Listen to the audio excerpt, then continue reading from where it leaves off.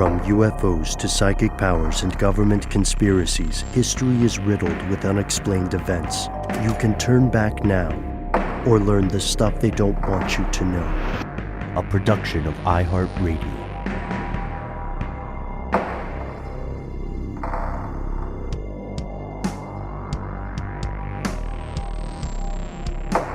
Hello, welcome back to the show. My name is Matt. My name is Noel. They call me Ben. We're joined, as always, with our super producer, Alexis, codenamed Doc Holliday Jackson. Most importantly, you are here, and that makes this the stuff they don't want you to know. It's time, folks, for some strange news. Now, we comb through the forums, the dark corners of the internet.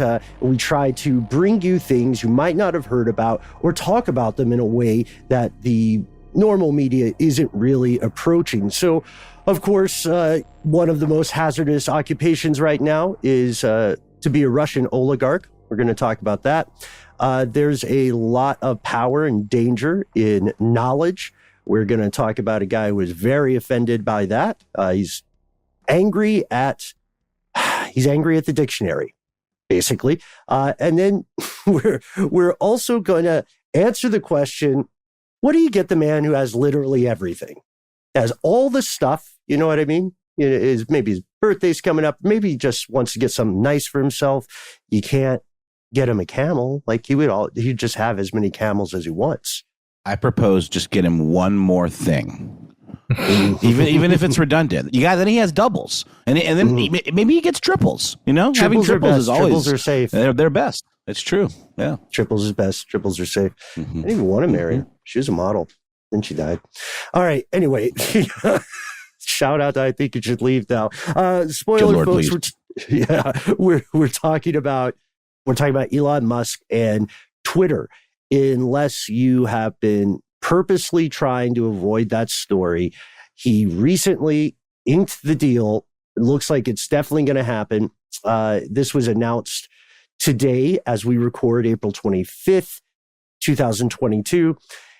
Bottom out for $45 billion. Do you guys want to talk about that first? Like, I know we teased this a little because it was already in the works last week when we were talking, but it seemed like it didn't seem as certain back then. You know, there could have been a poison pill put in that would have diluted his shares. There could have been any number of things that would lead to like a hostile takeover attempt. But it seems like the board of Twitter decided to play ball. So pretty soon it will be a Musk-run platform. First, before we get into the details, we want to set some basics, and I think it's helpful for us all to give our own opinions here.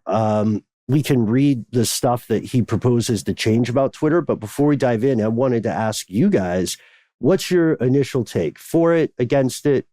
Does it matter? I mean, I just don't care for the guy.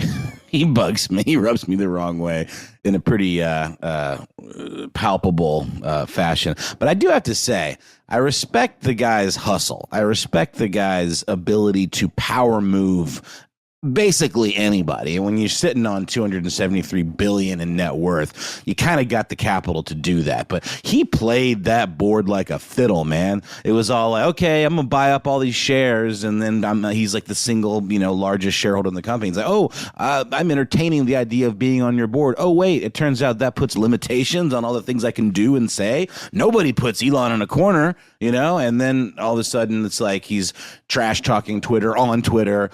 He's actually he's standing up for freedom of speech, but like it also seems like he doesn't like people making fun of him on the internet.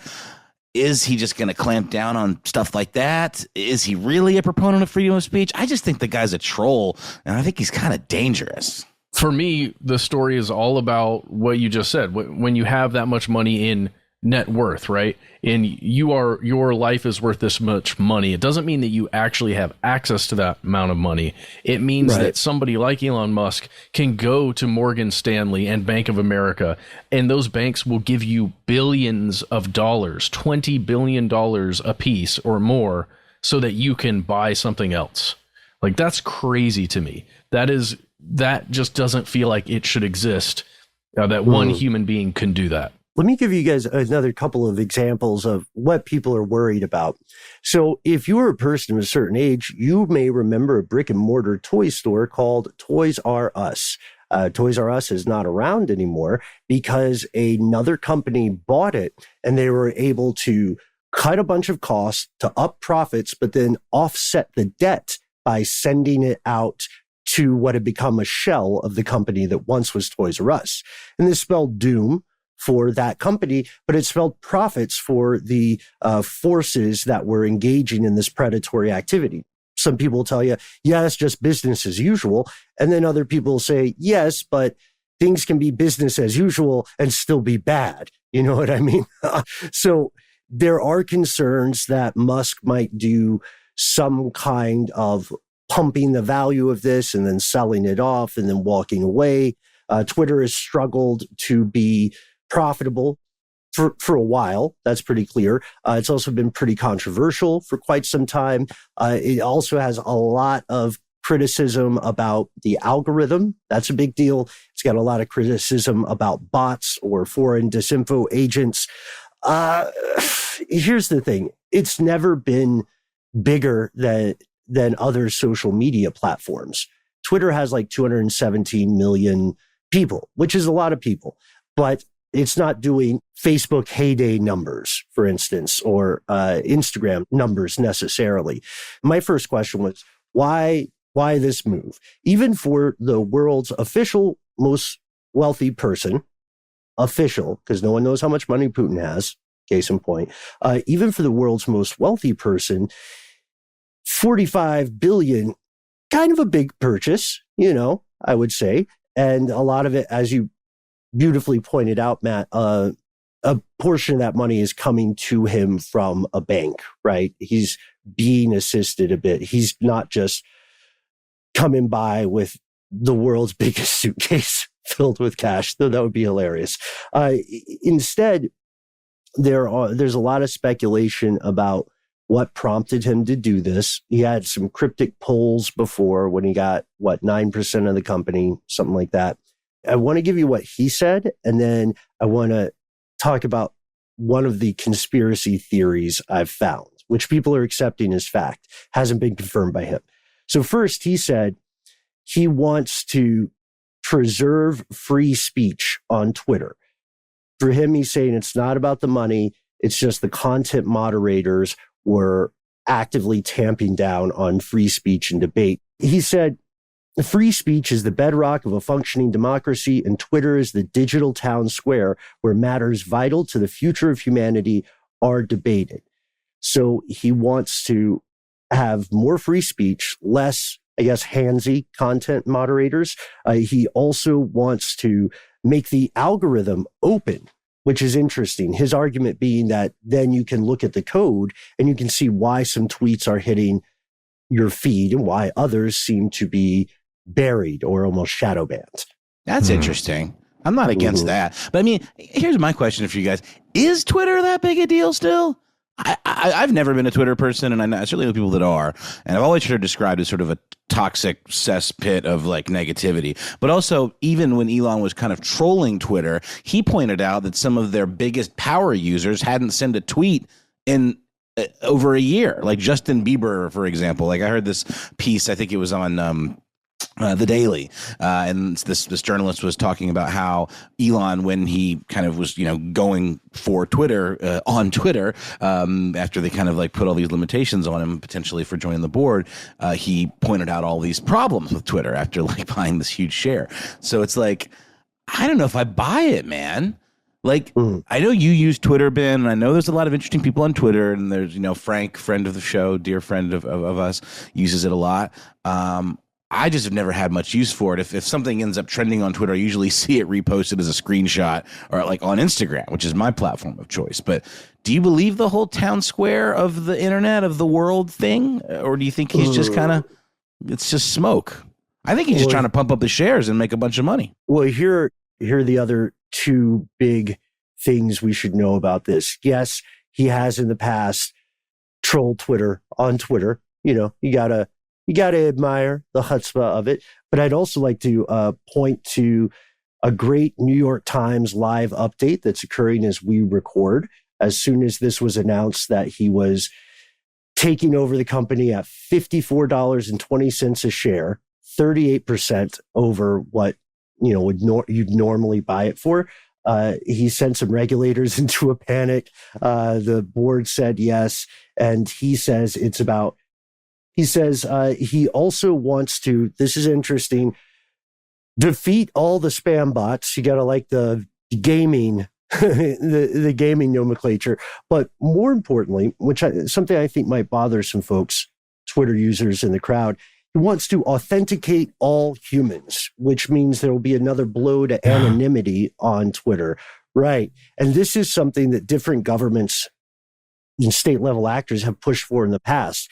The idea that the internet should not have the option of anonymity in any way. It's usually presented as a way to prevent crimes, particularly the red meat crimes that everyone can reasonably oppose. Like the idea of saying, we need everybody. The UK did something like this a while back. It didn't work for them, but they said, we want everybody to be easily identifiable by their government name anywhere on the internet in the United Kingdom, because it will help us prevent the abuse of children. And this is clever, whether or not you think they're sincere. This is, from a logic standpoint, this is a very clever way to frame stuff, because then anybody who says, I don't think people should have to clearly identify themselves all the time, then they will inherently, on some level, be tied in with people who abuse children. It's brilliant. It's the kind of fear mongering that helps a lot of surveillance laws get put into place. And this is not, obviously, this is not us condoning any crimes like that. We're just saying it's misleading sometimes. Does that mean everyone has to get a blue check mark now? Is that the deal? Like, you basically have to be somehow multi-level authenticated to be on the internet and use like your real name? Is he trying to eliminate the troll by forcing people to use their true identities? Is that I'm just making sure I'm understanding. Unclear. These are like the four big things he said so far. We just don't know how much of that is. We don't know what the specifics of that would look like yet. I mean, that's an interesting debate, guys. The concept of somehow pulling anonymity off of things like social media and comment, like when you post on a website's comments, right? I think we've got two stories that are going to match up pretty well here today. Yeah, I think so too. Which is ironic, considering that Elon Musk is kind of king of the trolls too. So it's like, what's his angle? I'm very suspicious of all of this. Yeah. Okay. So here we get to the conspiracy theory. I almost hesitate to call it a conspiracy theory, but there's this common school of thought going around in the past few weeks or so that Musk actually is buying Twitter as a way of shutting down this kid who figured out how to track his private jet. And he originally offered this guy a relatively small sum of money to stop doing it. And the guy said, no, sorry, you can't buy everything, modern age Mansa Musa. And then the idea is that he reacted by going all in to buy Twitter. That feels a little simplified to me. I think maybe there's, if we could read the guy's mind, there's a morass of other factors and variables playing in, but it also opens up a conversation that I've been having on Twitter. I admit it, at Bullen HSW, where we're talking about the free speech aspect of this. We've said it in the past, a lot of people use social media. Millions upon millions of people use it every day to communicate. It's purposely built to be addictive and give you that little endorphin rush. As a matter of fact, I have great respect. My favorite conversations are when my friends and I aren't constantly looking at our phones, but those are increasingly rare in general. And with this in mind, it's sometimes easy to forget that something so ubiquitous is still a private platform, right? Like if you go into any private business and you say stuff that they don't like, it doesn't matter what you're saying, they can push you out if they don't like it. And Twitter, despite being seen as a champion of free speech in many places, is still a private entity, which means it can change its rules at any time because who reads the terms of service? And then if you don't dig it, then you have to leave. That's the rule. There's not like an amendment or something, if you, that's why you can go into employment at a car dealership. And if they don't like what you're saying about their competitor, if you're saying, look, I know I work at a Ford dealership, but those Nissans are pretty nice. They don't have to put up with that. You're out the door, right? Do not pass go. Do not collect $200. I used to work at a music store that I won't name in my hometown, which I've said before. So you can probably do some Googling and figure it out which one. They were horrible, horrible people that ran this music store. They actively only hired young kids. And I thought it was the greatest job in the world when I got hired there when I was in high school. And they trained us and everyone that worked for them to overcharge people to sell things as high, close to list price as possible. And if anyone they found out that anyone bought something at one of their competitors, they would be banned from the store for life. And we teenagers were the ones that had to say, sorry, you can't come in because of this, if they even breathed a word of it. And it's a not uncommon thing. So the question is really what I'm hoping to do here, folks, is to set us up for deeper analysis later.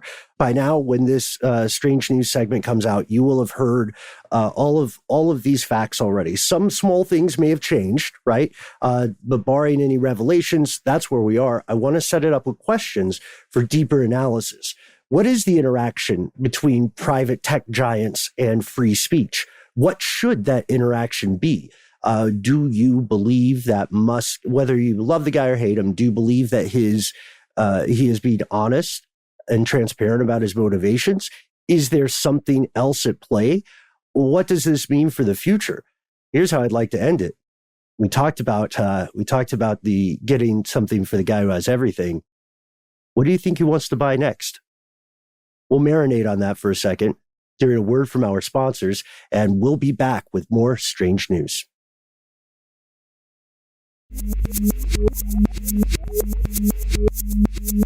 And we're back. God, Ben, you're right. Further analysis. This is going to be this Musk story. Is going to be something to keep an eye on because it is an interesting question. Like the idea of being able to leverage that kind of wealth into God knows what, and to be able to I don't know. It's just I think his rise to that level of opulence happened so quickly. I think in 2020 he was like the 35th richest man in the world, and now he's the richest man in the world. And with that comes a whole lot of power. It's a really good question that you posed, Ben, and I'm interested in exploring this further. But for now, we're going to go down a bit of a different rabbit hole about power, the power of language. Who controls it? Who decides when words mean what they mean, if those definitions change over time? Well, one of the big arbiters of this decision-making power is the Merriam-Webster Dictionary. Webster's defines woman, girl, and female in certain ways. And these definitions have shifted over time. Today, the word girl is defined in Webster's as of relating to or being the sex that typically has the capacity to bear young or produce eggs, and having a gender identity that is the opposite of male. So let's think about, I don't have an older legacy definition in front of me, but I think we can all probably pick some of the additions to make it kind of catch up with the times. The idea of gender identity, that being a thing, and of relating to, adding those instead of just being the sex that is typically the capacity to bear young or produce eggs.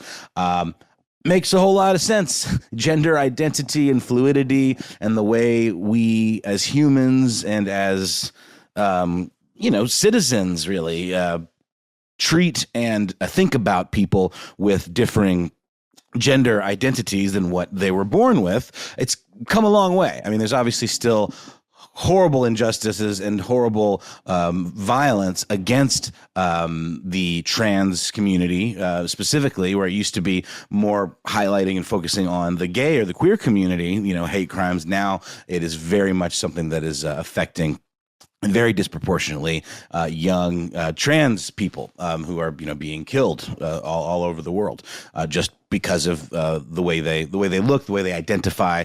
But Webster's decided to go, to be that leader, to be the arbiter of culture, and to move that definition forward. That is my opinion.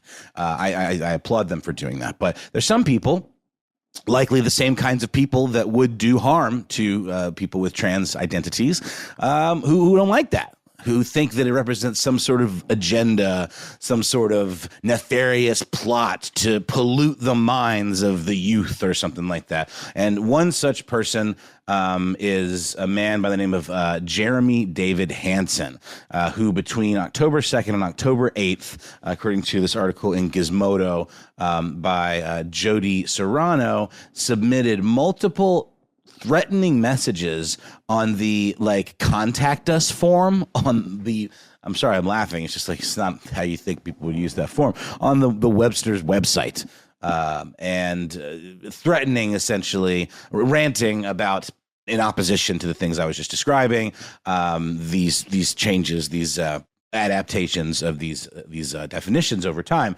I'm going to use he's got some very charged language in here, but I'm going to read it. I'm going to bleep out anything that I think is just beyond. But he says, your headquarters should be shot up and bombed. It is sickening that you have caved to the cultural, Marxist, anti-science, and a word I'm not going to use here, but it starts with a T and ends with Annie, agenda, and altered the definition of, quote, female as part of the left's efforts to corrupt and degrade the English language and deny reality.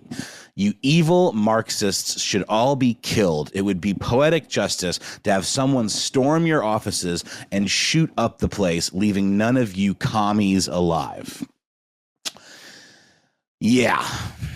So in another screed on the same forum, he said, it's absolutely sickening that Merriam-Webster now tells blatant lies and promotes anti-science propaganda. There is no such thing as, quote, gender identity, end quote. Let's see. The imbecile who wrote this entry should be hunted down and shot. And this is actually a comment he wrote on the online version of the dictionary on the comment page for the definition of female. Seems very interesting they would have a comment section on the dictionary, but there you go. And if we need proof that the internet will create rage out of just about anything and a reason to put nasty comments, it's people commenting on the dictionary.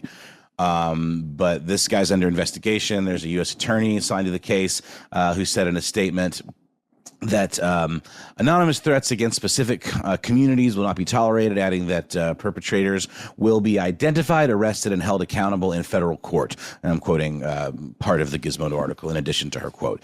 An FBI special agent on the case, Joseph Bonavolanta, who's in charge of the FBI's Boston agency, he said this of the case: everyone has a right to express their opinion, but repeatedly threatening to kill people, as has been alleged, takes it to a new level. Threats to life are most certainly not protected speech, and they cause real fear in victims, which was very clearly the case because the Webster's office actually shut down for 5 days because of this. So that's the story. What do you guys think of this kind of absolute vitriol pointed at such a seemingly innocuous publication as the dictionary, and yet, like I said at the top, the ability to kind of guide the definition of those words. It is a lot of power, which I think is being exercised for the good in this situation. My first response is, I guess he didn't have the money to buy the dictionary, to buy the whole company and just change it and say he's a champion of free speech or whatever. I'm kidding. But clearly this person has been radicalized.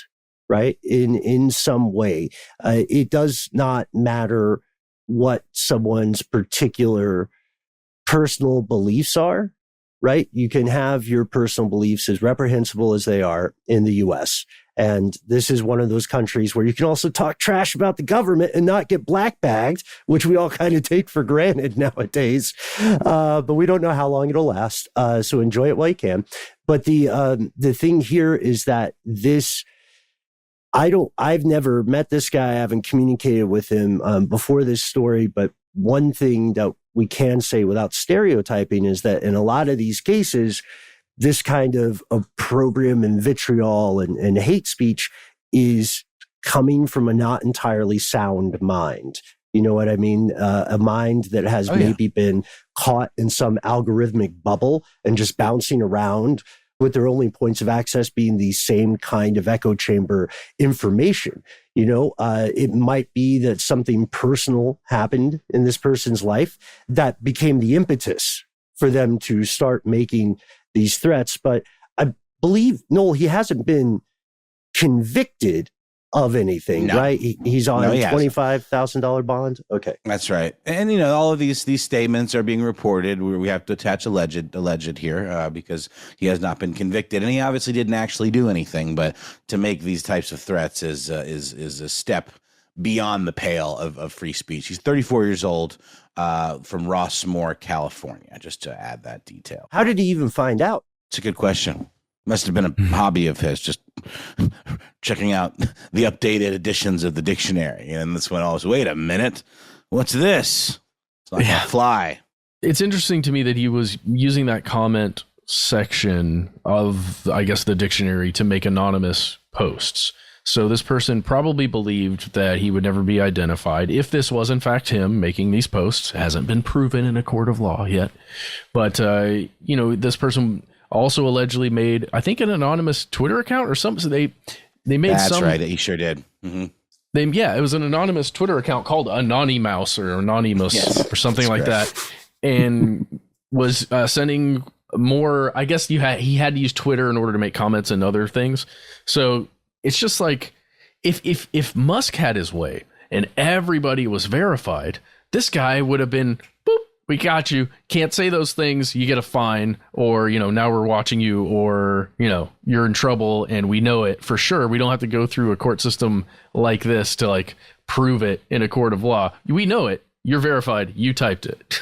Well, I got to say, though, I mean, like, you know, at what point can you chalk it up to dark humor or like just obscenely black, you know, sardonic humor? Like in this Johnny Depp, Amber Heard case, like Johnny Depp was quoted in some of his tweets, or not tweets, rather texts about Amber Heard saying, I hope that C-word's rotting corpse gets found in the trunk of a Hyundai Sonata or something like that. I mean, is that a threat, or is he just being a and using like really dark, gnarly humor?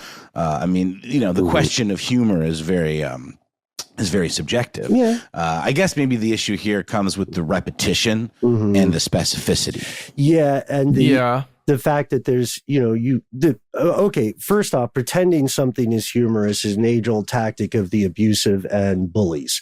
They're not very intelligent nor creative people, so they don't change their tactics very often. So it's, you know, it's the idea of saying, oh, I'm just kidding. In those kind of cases, your question has to be, really? Because usually humor has some kind of humorous aspect to it, or some sort of punchline to it, right? Not to be, you know, the emperor of jokes or anything, but I've heard a few in my time, and the ones that work are actually kind of humorous. Dark humor, total other thing. And I agree with your point. Like, there can be a line with dark humor. I think we all love dark humor. Most people in 2022 just kind of accept that as the normal humor these days. But I would say with the Johnny Depp comparison, doesn't part of the question hinge on the verb usage? Like, I hope this happens, is not saying someone go do this or I'm going to do this, you know? The irony of this is it all comes down to the power of words, doesn't it? Right. Like, how seriously should we take words? You could argue not that seriously. It's only words. It doesn't really become real until it becomes a deed. And the police will even tell you that for the most part. Like, if you're freaked out by somebody and you think they're like stalking you because they're sending you too many messages on the internet or something, and they haven't actually said, I'm going to kill you. They'll tell you. You see it in movies all the time. They can't do anything about it until someone actually commits a crime. Well, the messed up thing is, think about how many mass shooting events that we've seen just this year in 2022, where post the event occurring on the primary suspect or the person that was arrested or found dead, the person who did the shooting or the killing had made social posts that were very specific, or made videos that were very specific about what they wanted to do. And maybe sometimes they weren't even so specific. They just wanted to do something and they wanted to take action. So like, it stinks to know that we've got that on one side, because until they do something, you cannot arrest that person. Pre-crime is not a thing. For not yet. It feels like it's coming soon. It is. But yeah. It seems like this is going to be the way in, right? Looking at social media posts and maybe having a control mechanism on your Twitters and your Instagrams and YouTube. This is why we can't have nice things. Yeah, no joke. And just last little detail I think is important. The charge is he's supposed to appear in federal court coming up this week that we're recording it. The charge he faces is 1 count of interstate communication of threats to commit violence. And that's directly outlined in a news release from the U.S. Attorney's Office for the District of Massachusetts. And that could carry with it a penalty of up to 5 years in prison and a fine of $250,000. I have a feeling the barrier of the burden of proof here is going to be very, very difficult. Oh, yeah. I don't think he's going to get anywhere near any of that. It really depends. It's what you said about verbs. It's what you said about verbs, Ben. It's someone should do this. It would be, what did he say? Should be killed.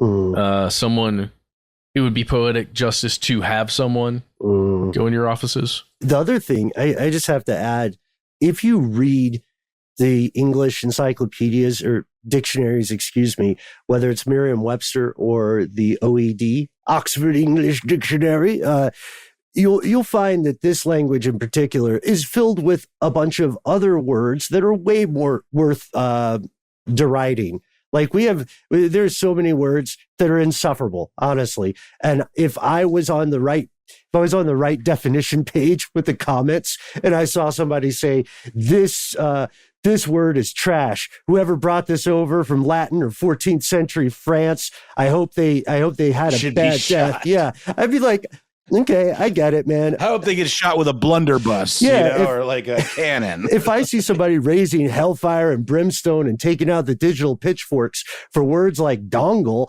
then I'm going to say, yeah, I mean, that's a silly one.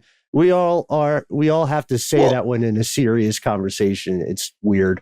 But what about words he's using like commie and Marxist? And I'm just going to go ahead and say it. Like these are words that are like problematic. It's so much more problematic than any like slightly hedging kind of inclusive definition of a word like female. Remember that time we got yelled at for even using the word female? It always I just want to put that out there. It was one time. Yeah. It makes me chuckle a little bit because, of course, best of it. I think we were describing like a police report. And described somebody in the police report as like a single, female, found body, found blah, blah, blah. And somebody emailed us and lambasted us over the use of the word female, saying that it was dismissive. And I was, first of all, taken aback because I'm like, that seems wrong. It is in the dictionary, but then lo and behold, there's all these little corners of the internet that have that opinion. So it goes both ways. Yeah. All of this stuff.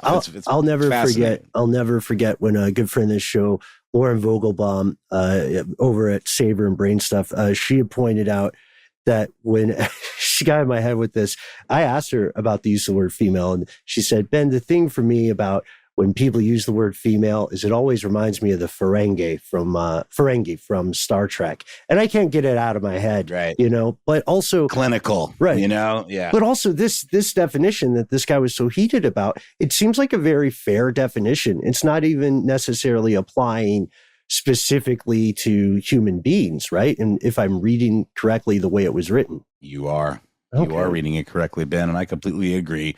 And let's just be honest, this person doesn't seem like the brightest crayon in the box either, if he's getting hung up on this stuff. I don't think he's reading the definition as intended and is looking for a devil that is not there, in my opinion. If he was cheddar, he wouldn't be the sharpest, I think. He'd be more of like a craft single, kind of, Guys, well, just, to end this conversation a little bit on a happy note, I just want to direct your attention to the comment section of the Gizmodo article. There was a good one. Yes, you posted. Yeah, we saw it. It was good.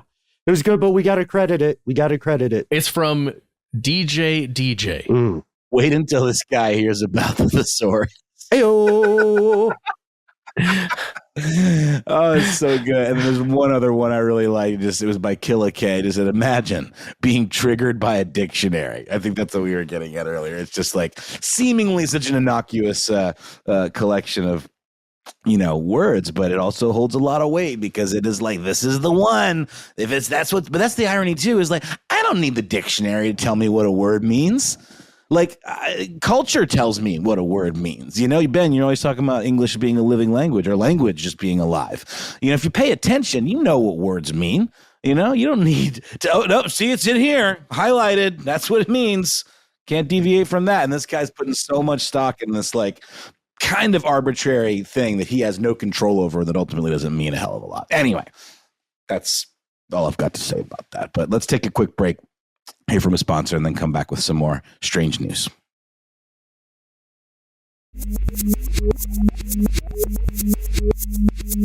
All right, we are back, and we are jumping to stories coming out of Business Insider, Sky News, and Newsweek, specifically Sky News Australia. Congratulations. That's cool that there's a whole Sky News Australia.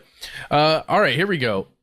This is the title of the article from Business Insider that I read at the end of last week. 2 Russian oligarchs were found dead one day apart alongside their wives and children, reports say. So first of all, we all know parts of the world, especially Russia and Ukraine, as well as a whole bunch of other countries, are embroiled in some serious hot war right now. Ukraine obviously taking the brunt of the physical damage there, and mental and all the other types of damage. But a lot of other countries are getting involved. And there's the sanctions that have been imposed on Russia have been hitting specifically their natural gas and gas industries, most of which, or at least the largest corporations that function in that industry, are state run, but there are a few that are outside that are independent.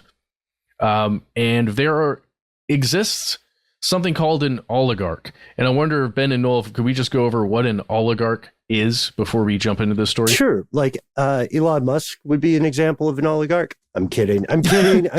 Sort of a modern, he's like a new oligarch for sure. I remember from school, like an oligarch is definitely, it's sort of like a monarch, but based on money alone, right? Essentially, like based on power of the purse. Yeah. It's so whenever you hear the term oligarchy, all that means is government by the few, right? And people would say that maybe post-Soviet Russia turned into an effective oligarchy. Although honestly, during communism, it was still very oligarchical and hierarchical.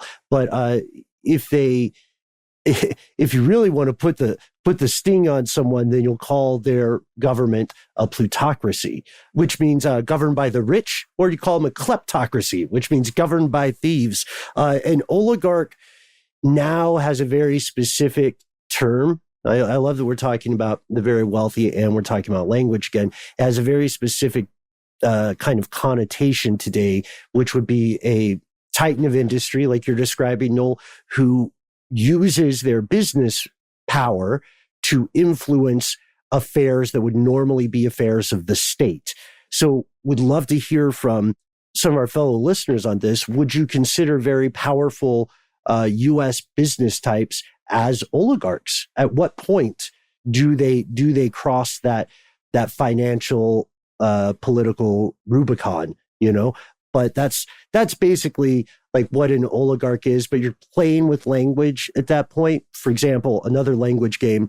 If you want to know whether the U.S. considers a country friendly or a candidate for a student-led revolution, we'll say, then look how they're described. They'll describe the governments that they like as governments. They'll describe the governments they don't like as regimes. So these are the kind of language games. Almost always. Yeah. Mm-hmm. So we're talking about oligarchs in Russia, but one of them was in Russia. The other one was hanging out somewhere else. Okay, so this is what happened. On tax day here in the United States, which is April 18th, it's a Monday. These are rough stories. So this is just a warning. If you're listening to this and you're faint of heart or you don't like stories about death, stop listening now and I guess this would be the end of the episode. So bye, write to us. Okay. Person named Vladislav Avayev, who was the former vice president of Gazprom Bank. This is the third largest bank in Russia, and it services, as you might have guessed, Gazprom. This is the major exporter of natural gas. This is the state-run company, Gazprom. So lots and lots of money. This guy was the former vice president of the company. He was found dead that day, Monday, April 18th, of a gunshot wound. He was in his Moscow apartment. Also found in that apartment were his wife and his daughter. They were dead from apparent gunshot wounds. According to a few other sources, there were a total of 13 weapons found within that apartment, and it was on the 14th floor, just so you know, and they consider it a luxury apartment, obviously. A pistol was found in Mr. Avayev's hand, and the apartment door was locked from the inside. This is all the initial reporting that's coming out on this event. Terribly tragic. You can see reporting, like I said, out of Sky News Australia, where they go into a little more detail about theories that have emerged, but none of those theories, you can't really talk about them with any sincerity because they're just comments that were made generally by neighbors. So, they just don't hold a lot of weight. One was that Mrs. Avayev was pregnant. Her name was Yelena. She was 47 years old, and allegedly she was pregnant. And the rumor is that it was by his driver. The child was fathered by his driver, and that is why this occurred. It was a murder-suicide. But there are other reports that say she was not pregnant at all.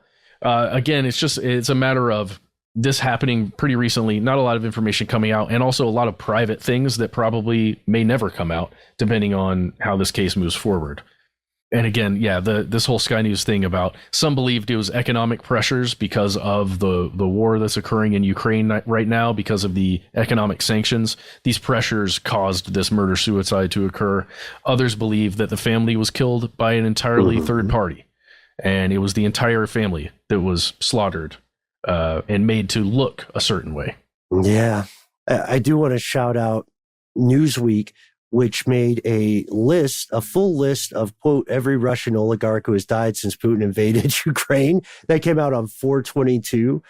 Sadly, not to be too gallows humor about it, but this is quite possibly looking like a pattern. I know you had mentioned, I can't remember if we talked about this off air, Matt, but I know I'd seen a lot of scuttlebutt that argued at least one of these guys was murdered such that it looked like a suicide, or officially was considered a suicide, but that their lives were taken because they refused to play ball with some bids on Gazprom. Did you hear about that? Yeah, exactly. Well, this is what leads me to the second story. That was just the first person that died. Terrible, tragic story of one person and their family. The second story occurs on Tuesday, April 19th, the next day. Person named Sergei Protosenya, who was 55 years old. He is the former vice president and chief accountant of another company, this one titled Novatek, Novatek. This is the second largest company in Russia involved in, guess what, producing natural gas and oil. Again, different because it's independent, not state-run, like Gazprom is. This person was found dead. They were hanged in the garden of this villa that they rented. It's about 75 kilometers north of Barcelona in Spain.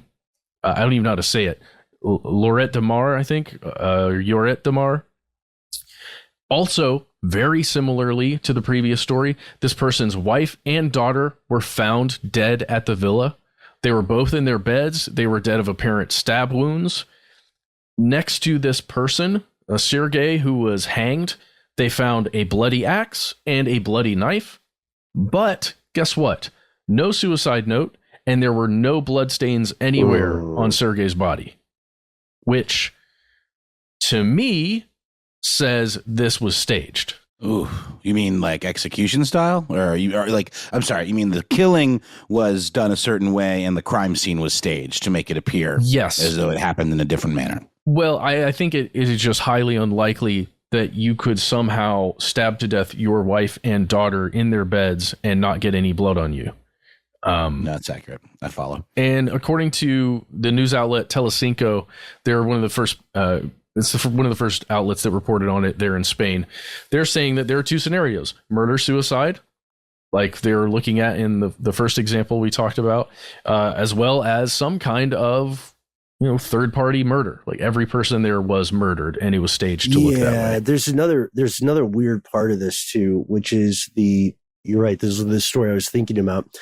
If someone did commit murder, suicide, then just as you said, they would have blood on them unless they were wearing outer clothing and then had taken that off and somehow very effectively disposed of it and then did some spring cleaning. And this maybe showered. You could look for traces in the shower. You know what I mean? Like it's not super easy to clean up that kind of stuff, like with a stabbing, Well, the most messed up thing is why would you stage the scene to look like that if you knew you were going to kill yourself and you had just murdered your own wife and your own child, your own daughter? Like, why would you take the time? I feel like I don't know. Again, it's just psychologically, I feel like someone who would go to the extreme to murder their own family would not then think, oh, well, I should shower and everything and, clean everything up and then, go hang myself next to the weapens that I killed my family with. If they were in a very unstable mental state and it was like a control thing or something, and it's possible, but it seems kind of unlikely. And we know that there's already tension between the kind of military rulers of Russia, including Putin at the top, and some Russian business folks and successful oligarchs. People have fled. One guy was literally just on his yacht going back and forth with no known destination. I think last month, one Russian businessman offered a $1 million bounty on Vladimir Putin himself, like dead or alive, old school Wild West style. Mm-hmm. And now I can't help but wonder, it feels like it still doesn't add up. And to be a fly on the wall in those internal meetings, I don't know how long that situation is going to last internally with that increasing lack of belief in Putin's leadership. And then also that plummeting trust he appears to have in his formerly close circle. I don't know what to make of it, but it doesn't smell right, man. It surely doesn't. Just like the doctors falling out of the windows during the pandemic. Yeah.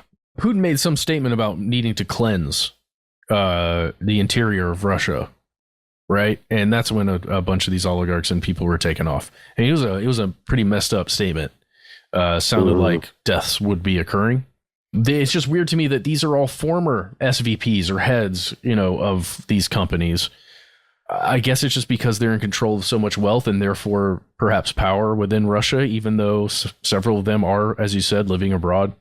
I don't know. It 2 days apart to have, if these actually are family issues, right, that then cause the deaths of the entire family or interpersonal relationship issues, it would be such a strange coincidence that it's very difficult for me to believe. We also have to consider the idea of setting an example, quote unquote, or, using these deaths as a warning, like it doesn't matter where you go, you can get touched, right? And it's not just you. Yeah, it's not just you. It's your family. Yeah, it's not just you.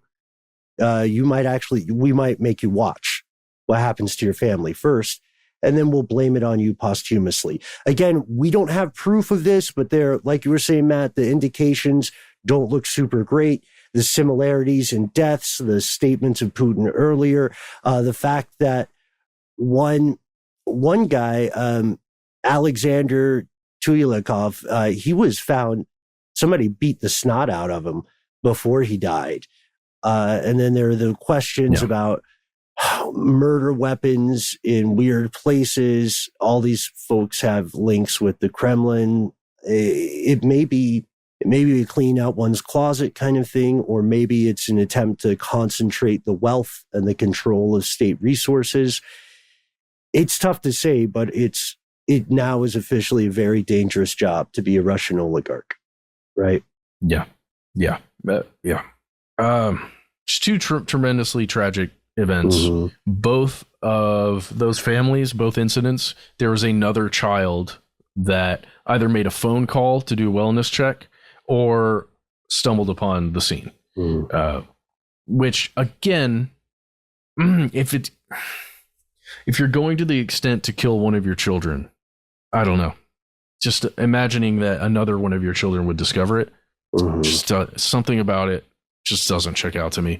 The other names on that list from the Newsweek article that Ben mentioned about oligarchs who've died, just going to give you those really quickly in case you want to look them up. It's Leonid, Leonid, Shulman, Shulman. You mentioned Alexander Tulyakov. There's also Mikhail Watford, which is a different name. He changed his name, I believe. Tolstoshaya was the original name. Let's see. And then Vasily Melnikov. So if you want to look all of those up, really, really crazy stuff.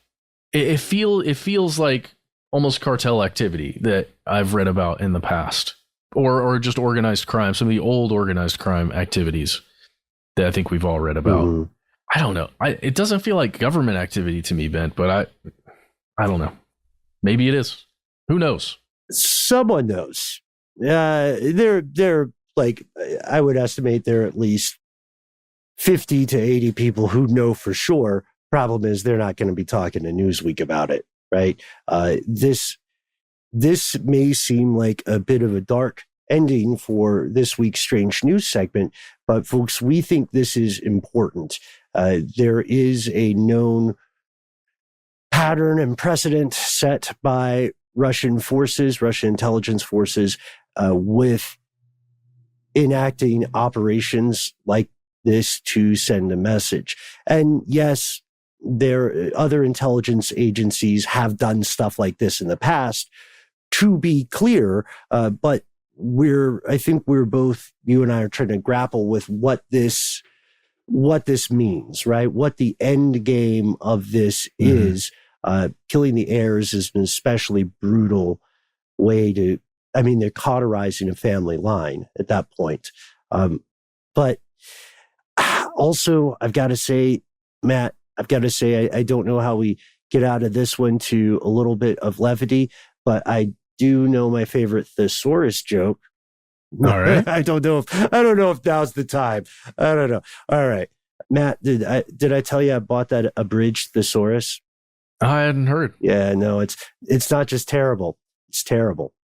But I know. Oh God, wow. Matt looks like a disappointed saint. You're like the patron saint of terrible jokes. We didn't write that joke. That joke, be careful with it. It's an antique. But hope you groaned as audibly as Matt did there. Sorry, I just didn't know where to take us, man, because these murders are not there's not really a way to bring justice to these people, and suicides do happen. They're an immense tragedy. And it's a dark time, man. Yeah, it really is a dark time. We didn't even bring up, there were reports, Ben, that I wanted to talk about today that I decided not to, but I'll let you check this out if you want to out there. There's some reports coming out about the viability of farmland across the world, specifically in the United States and other places that generally have had fertile farmland, and how there's only about 60 years of it left. 60 years of it left, and it takes about 1,000 years to get a new inch of usable topsoil.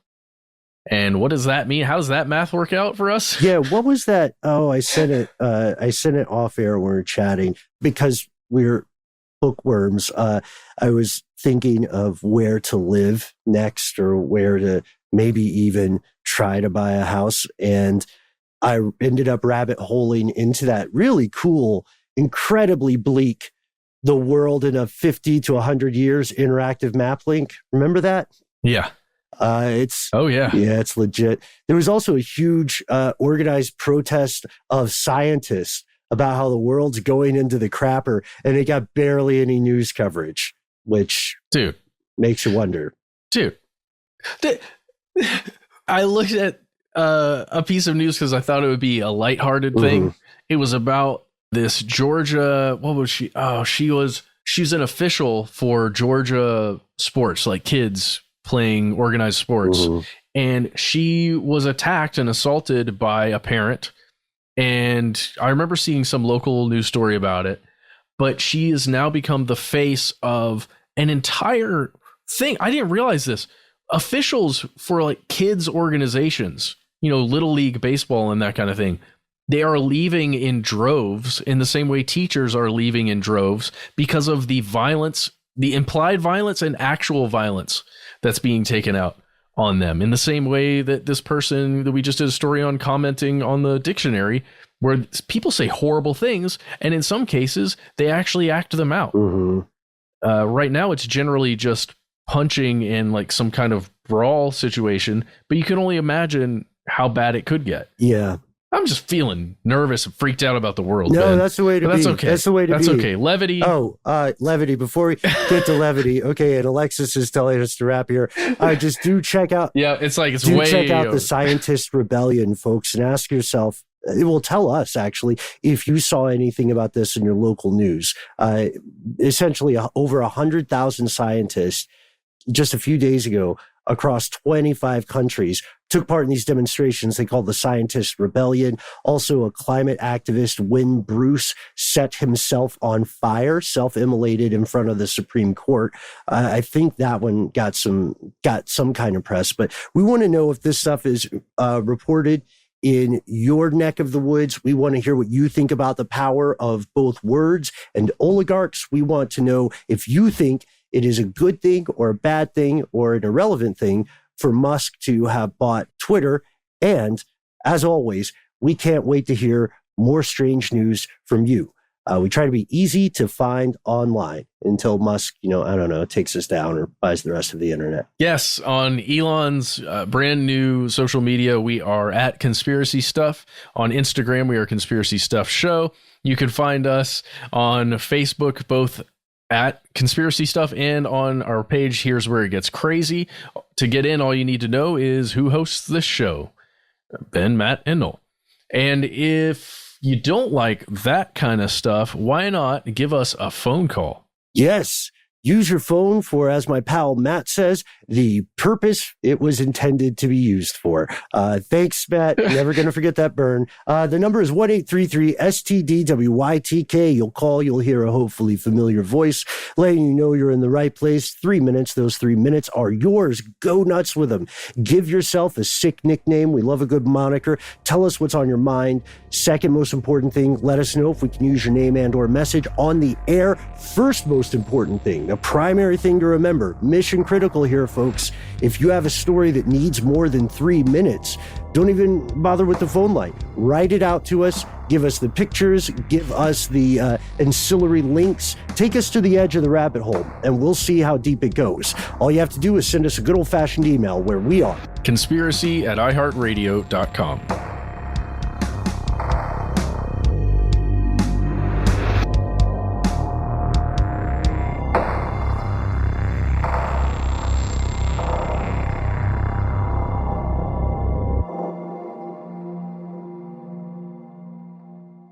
Stuff They Don't Want You to Know is a production of iHeartRadio. For more podcasts from iHeartRadio, visit the iHeartRadio app, Apple Podcasts, or wherever you listen to your favorite shows.